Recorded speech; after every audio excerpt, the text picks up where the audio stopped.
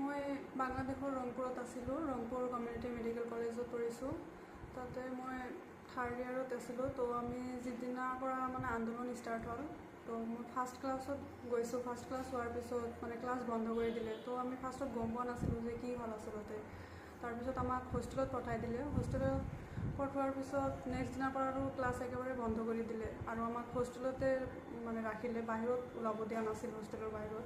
তো লাহে লাহে আমি গম পালোঁ যে বাহিৰত এনেকুৱা মানে গণ্ডগোল হৈ আছে, বহুত হেৰি হৈ আছিল, কাজিয়া হৈ আছিল বাহিৰত ষ্টুডেণ্টবিলাকৰ মাজত। তো পৰিস্থিতি বহুত বেয়া হৈ গৈছিল। সেইকাৰণে আমাক আৰু হোষ্টেলৰ পৰা বাহিৰত ওলাব দিয়া নাছিল। 3 দিনলৈকে আমি হোষ্টেলৰ ভিতৰতে আছিলোঁ আৰু দোকান চোকান বাহিৰত চব বন্ধ হৈ গৈছিল।